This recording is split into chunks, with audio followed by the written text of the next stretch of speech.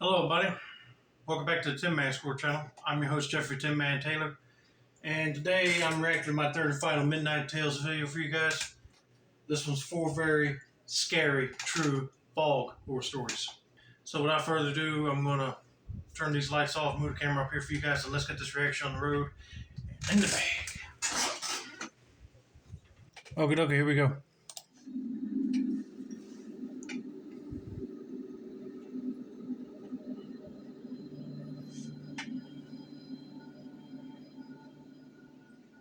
This happened in December 2015, Okay. right around the time I was living with my grandma in Southern California. I was bouncing between SoCal and Arizona a lot back then, but during that time I had settled into her apartment for a while. I had picked up a seasonal job at Toys R Us. Figured it was a good way to stay busy, maybe, just maybe, get better at talking to people since I've always had pretty bad social anxiety. You know, I was just thinking about it. If I did not do this YouTube thing as a career and Toys R Us are still around, I would have probably applied for a job over there. I hate that they don't have no stores around anymore, but they're all merged in with Macy's. Boy, those were the good days. I mean, retail during the holidays is a whole challenge in itself, but I was trying. Now here's where it gets a bit complicated. My grandma lived in a 2-bedroom apartment that she got through a housing assistance program. After my grandpa passed, it was just her, and the housing rules said she had to be the only one living there. So technically, I wasn't supposed to be staying with her, which meant I had to be really sneaky. That included not parking inside the gated complex, because they checked on that kind of thing. So instead, I parked about half a mile down the road, near this long stretch of houses and a cemetery that sat right across from her building. It sounds creepy already, right? Anyway, I actually didn't mind the walk most nights. I liked staying with her. The rent-free part was definitely a bonus, and the distance didn't bother me, at least until this one foggy night. So, it's early December, peak holiday shopping chaos, and I'm working night shifts, which I actually liked since I'm a total night owl. But during the holidays, closing shifts don't really mean closing. Sometimes we'd stay an hour or two after the store shut down, fixing up the shelves and dealing with the post-Christmas crazy mess. That night, I ended up getting off a little after 2 a.m. Now, if you've never experienced fog in that part of Southern California during winter, it's wild. I'm talking thick, low-hanging mist that makes you feel like you're walking through soup. Well, I'm glad I'm not living in California then, because the way he's describing fog is almost like the ash clouds that happen from the wildfires over there. But also, he's right about the holiday shopping thing, because every time we go to a shopping mall or a store, it's hectic trying to find a certain item before somebody else grabs it, Too much of a hassle. I don't know why an apartment complex like that would have strict rules of how many people can live in a unit. If she had somebody that was a guest, I thought they would be all right to stay there. But if they're not renting out a room, I guess they can't be there. So I can see why they check on that stuff all the time. And plus, I get they probably don't want no gang activity happening over there, so I understand on that part. But that is crazy. I had to drive home going like 30 miles per hour with my brights on, and I still couldn't see more than a few feet ahead. By the time I got back to my neighborhood, I was already kind of anxious. And of course, with my luck, the closest parking spot I could find was all the way at the far end of the street. I parked, got out of the car, and did my usual thing. I always kind of hang out near my car for a minute after work. It's this little post-shift ritual where I stretch, sigh dramatically, maybe complain to myself out loud about how awful work was. Nothing serious, just a habit. That night I did the same, let out a ugh, what a night, tucked my purse under my arm, pulled out my phone, and turned on the flashlight. The fog was so thick it barely helped, but I started my walk home like I had dozens of times before, straight past the cemetery and a left into the complex. But just a few minutes into walking, I heard it, a loud, raspy cough from behind me. At first, I thought maybe someone else was walking to their car or coming home late like me, but something about it just felt off. Then came the footsteps. That's when I got this tight, uncomfortable feeling in my chest. I didn't want to panic right away, so I sped up a bit, tried to keep calm. But the footsteps got louder, and then I heard a low whistle, the kind that creeps use when they're trying to get your attention or just scare you.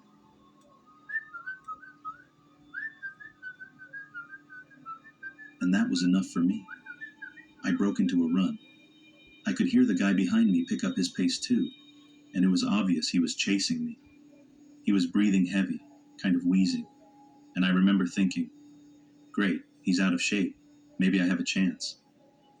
I was scared, but adrenaline took over and I just kept running. I was nearing the cemetery, and I don't know why I did it, but my panicked brain decided it would be safer to hide in there than to just keep running straight home. I ducked through the entrance and crouched down behind one of the cement posts near the gate. I was trying not to breathe too loudly, trying not to move. And then, everything got quiet. Too quiet. That's when I knew he had stopped walking too. He knew I was hiding somewhere close by. I stayed frozen there for what felt like forever. Definitely more than 5 minutes, maybe even 10, just listening and trying not to cry. And then he spoke. His voice came from just outside the gate. He said, "I know you're there, sweetheart." And I swear, I stopped breathing. Then I heard the flick of a lighter and the smell of a cigarette drifted through the air. I don't know why, but that smell felt like a signal. It was my one chance to move while he was distracted. I stayed low, crept deeper into the cemetery, and eventually started running again, dodging between graves and doing my best not to trip in the fog. The cemetery was surrounded by different types of fences. Iron gates in the front, wooden fences on the sides, and a chain-link fence near my grandma's apartment. I made a beeline for that chain-link section. I knew from memory that the bottom didn't go all the way to the ground. I hit the ground, shoved the fence up with one hand, wriggled underneath, and got up covered in dirt but didn't care at all. I sprinted across the street and pounded on my grandma's door like my life depended on it. She opened it pretty fast, thank God, and I basically flew inside. I locked the door behind me and finally let myself shake. I have no idea how that guy even knew I was there. Maybe he heard me talking to myself when I got out of the car. Maybe he was already lurking in the fog and just picked me at random. I don't know. And honestly, I don't want to know. But I've never forgotten that night. I still think about it every time I'm walking alone, especially when it's foggy. I don't hang out near my car anymore. I don't make loud comments to myself when I think no one's around. And I definitely don't take that walk alone if I can avoid it. You see, if that apartment housing authority did not have no strict rules about where you park your car and how many guests you have, this would not have been happening right here. Because she could have just parked in the parking lot and got back into her grandmother's apartment with ease. But nope, she had to park away from it. And while she was walking that direction, some creep had to come out of nowhere and start chasing her. That's disturbing. But thank God she did the right thing and got into the cemetery and hid for a while and then started running again. Thank God that creep did not follow her to where she lived at, because she'll be scared for life knowing that guy knows where she's at. But luckily she got there without him knowing that she ran away. Let's get on to the next story.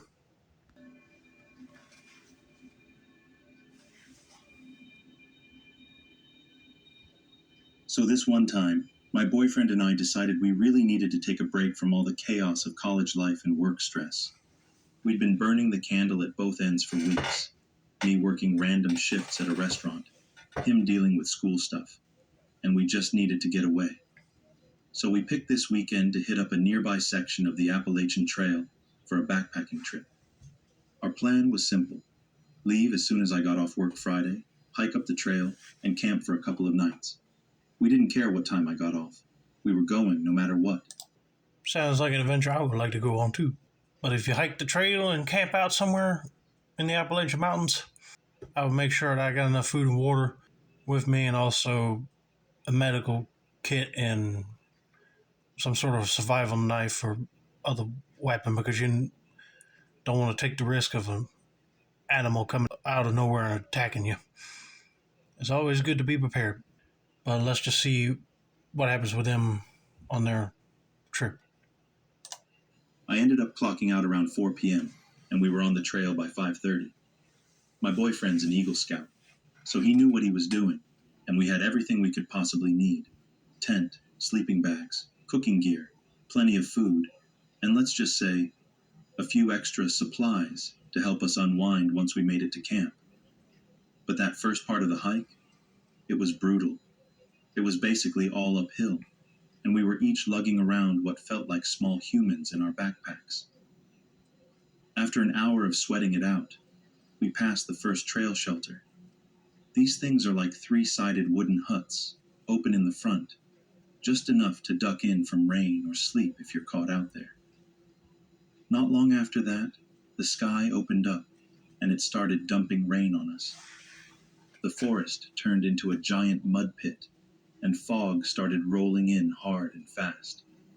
It was one of those steamy, hot days that instantly turns into cold mist once the sun dips down. Visibility went to crap. The trail was slippery as hell, and we slowed way down.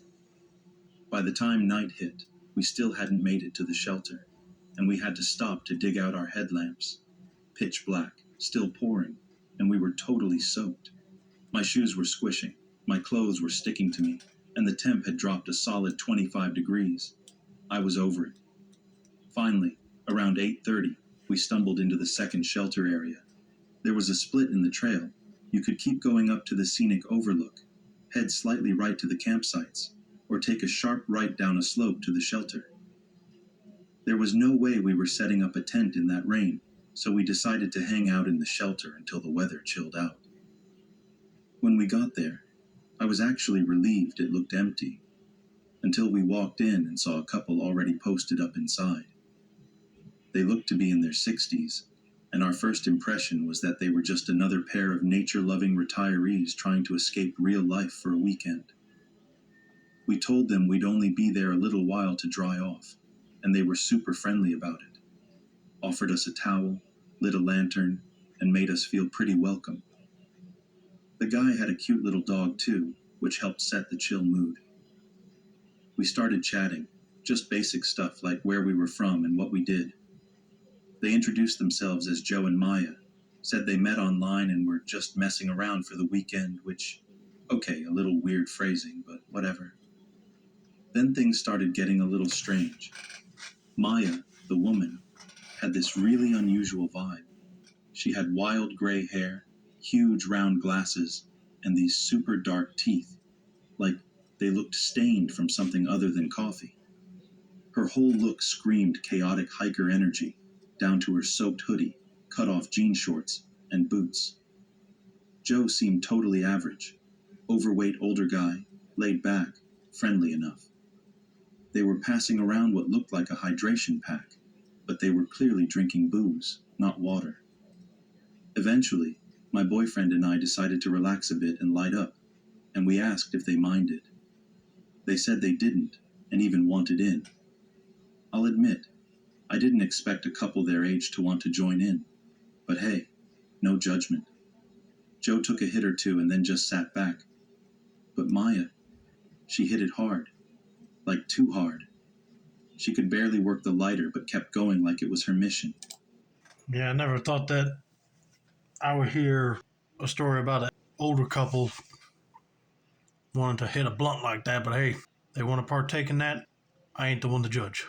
But yeah, something's fishy about them, because one, if the lady's got black teeth, that must be a sign that she's really hitting the drugs hard, or she might be one of them insane people, and then the other guy is going to help her out with some dastardly deed with them too. Oh boy, if them guys are drinking, that young couple needs to wait until they pass out and then get out quick. Because you never know, it seems like these people might be up to no good, or they got sinister intentions. But I don't know. Let's continue on and see what happens next. That's when she started getting weird. Like, really weird. She kept inching closer to me and kept asking, demanding really, that I tell her a story. At first, it was kind of funny, but then she kept repeating it, louder and more intense every time. I tried to tell her how my boyfriend and I met online, just to lighten the mood. But when I mentioned that, she snapped, like completely switched. She cut me off and asked, almost screamed, "Why would you say that?" Over and over again, even though she literally told us earlier that's how they met. I tried changing the subject and asked her to tell me a story since she said she was a writer. Her response? "Well, I'm a writer, in my mind." And she started swirling her hands in the air like she was casting a spell or something. I laughed it off, but inside I was thinking, we need to get out of here. Meanwhile, Joe and my boyfriend were still talking like nothing was wrong. But Maya was zoning out, talking to herself, waving her arms around, and muttering random phrases like, yes, no, maybe, wait, huh? I just sat there pretending everything was fine, but she was giving me straight up horror movie vibes. She suddenly shouted something like, "I'm calling out, it's witchcraft," and started making all these bizarre poses with her hands over her head. Joe eventually told her to lie down and go to sleep, which she kind of did, for a few minutes. Then, out of nowhere, she sat straight up, glared at Joe, and growled, "What did you give me?" Like, she was dead serious. Joe, confused, was like, "What?" And she just kept going, more aggressive each time. Then she turned her attention to us and shouted, "What did he give me?" Her pupils were massive. Her eyes looked almost entirely black, and I was completely frozen. She accused him again, whisper growling into his ear, asking if he gave her acid or something. It was starting to feel like either she was having a flashback, or he actually did drug her. But either way, we were not staying there another second. She kept sitting up, staring at us, then laying back down, over and over again, like she was possessed or something. We waited for the right moment, and finally packed up and got the hell out of there as fast and quietly as we could. We pitched our tent way far from that shelter, like as far as we could physically drag our stuff, and I barely slept a wink. I kept imagining Maya crawling through the trees and unzipping our tent in the middle of the night. I've had some strange camping experiences before, but that one takes the cake. Man, I wouldn't blame you. Because if I saw a woman that was like acting like she was possessed, I'll be bolting out of there myself because she might end up attacking you guys. Thankfully, they did the right thing. Just get out and pitch a tent somewhere far away from that shelter. But I'm glad that neither that woman or that man she was with did not follow him. But I kept thinking, was she really like high from that blunt she smoked with them? Or was she really possessed? But it also makes you wonder, since she said witchcraft while she was mumbling, was she probably a witch? Who knows? But that is creepy.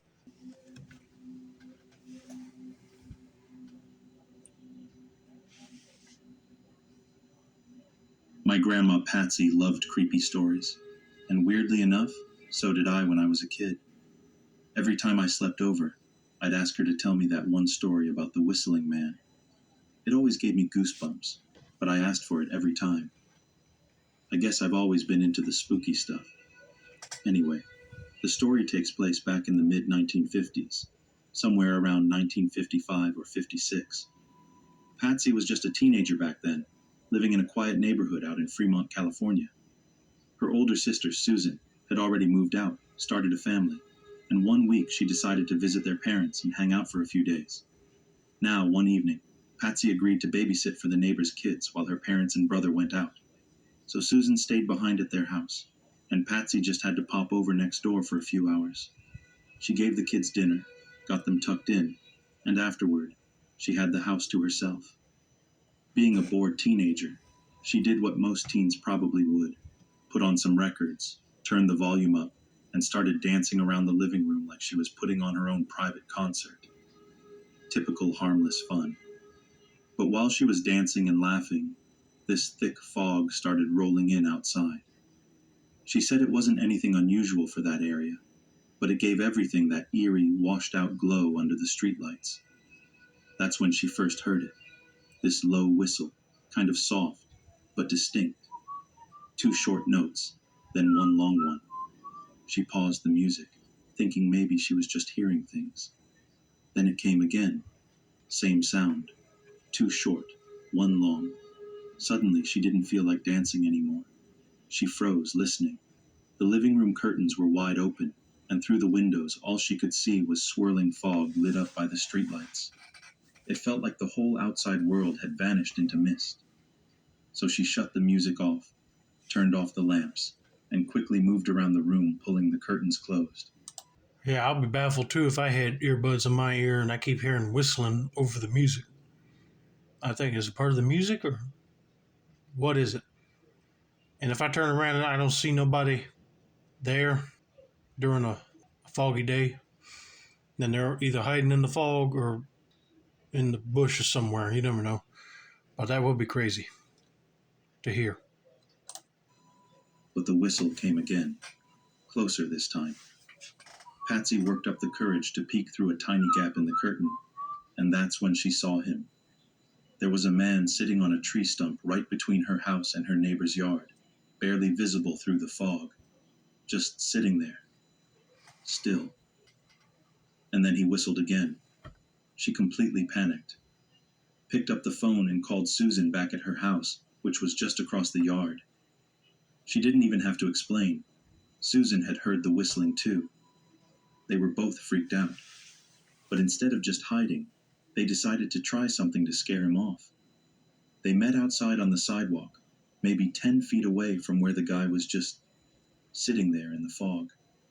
Susan played it off like she was just handing Patsy something she forgot, like a book or whatever, but loud enough to make it sound like there were more people around.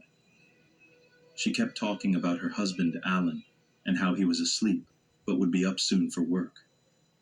All this was just to make the guy think there was a man in the house. Neither of them dared to look directly at him. They finished the act and went straight back inside. Just as Patsy shut the door behind her, yep, the whistling started up again.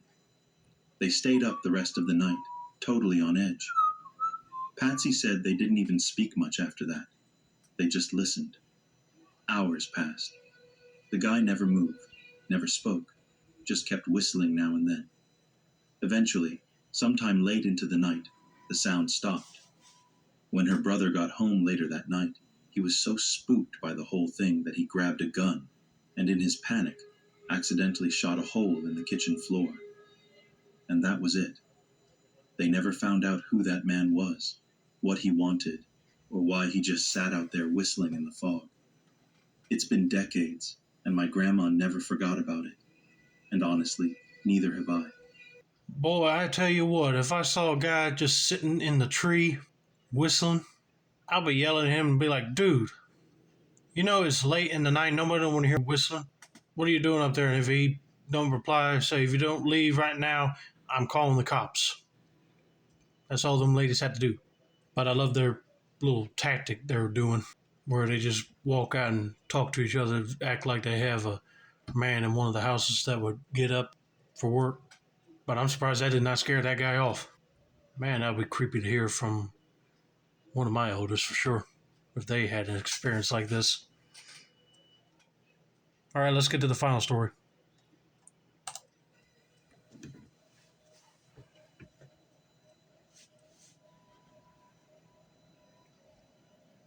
This happened about 2 years ago. One of those weird winter mornings that start off feeling completely normal, and then things just flip on you. I was 16 at the time, and by then, I had pretty much moved on from this freaky run-in I had with a Michael Myers impersonator a while back.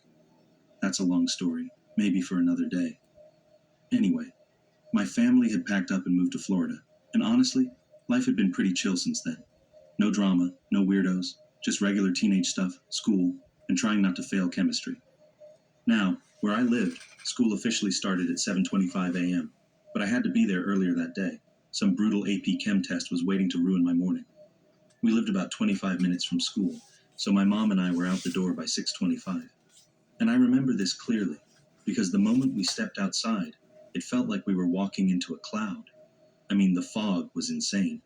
You couldn't even see a few feet in front of you, and on top of that, it was still pitch dark. We climbed into the car and started driving, but it was like crawling through soup. We were going maybe 20 miles an hour on a road that usually lets you do 35, just because we had no idea what could pop up in front of us. That kind of fog just swallows everything. A few minutes in, we rolled up to this four-way stop. I remember it so clearly because we drive through that intersection almost every day. There's a Subway to the left, a little hair salon to the right, and across from us is a strip mall and this convenience store. Nothing out of the ordinary, at first. That's when we noticed this car sitting in the store's parking lot. It was facing the road, waiting to turn, but something was off. We weren't even fully at the stop sign yet, and this car was just sitting there. It felt like it was watching us. As soon as we passed it, the driver pulled out behind us. We figured it was just another driver being cautious in the fog, but a few seconds later, the guy behind us started flashing his high beams. At first, we thought maybe our taillights weren't working or something, but then he kept doing it, again and again. I'm talking like 20 times in a row. And now, we're not just confused, we're officially freaked out. My mom tried to stay calm, but I could tell she was panicking. We didn't want to stop because visibility was terrible, and honestly, we didn't know who this guy was or what he wanted. We just kept driving, hoping maybe he'd give up and turn somewhere else. When we got to the next light, which was red, we were planning to make a right turn and keep going down toward the highway like we usually do. At this point, my mom was ready to do a rolling stop and just floor it. Get away from this guy. But right as we started to turn, bam, he hit us. He literally rear-ended us at the light. I don't think I've ever felt my heart race like that. We were completely terrified. My mom didn't even stop to check. She just made the turn and sped off toward my school like our lives depended on it. We didn't slow down until we were in the parking lot. Thankfully, he didn't follow us. Later that day, after my mom got home, she checked the back of the car expecting damage, but weirdly enough, there was nothing, not even a scratch. It was like the guy tapped us just to send a message or freak us out. Honestly, we still don't know what his deal was. Maybe he thought the fog gave him a perfect chance to pull something shady. Maybe he wanted to scare us into pulling over. I don't know. But I keep thinking about what might have happened if it had just been my mom alone in that car. She's tiny, like barely over 5 feet and not even 100 pounds. The idea that someone could have tried something still gets under my skin. That is terrifying. And this person's right. If their mom was like right at the 5 foot mark and doesn't seem like she can defend herself from anybody, you never know what would happen to her. That guy probably would have got her to stop and kidnapped her. You never know. But thank God that when she got home, she was all right and the bumper wasn't damaged. And this person was able to get to school. But if I experienced something like that when I was going through school, I'd be like, I don't know if I can focus hard in school.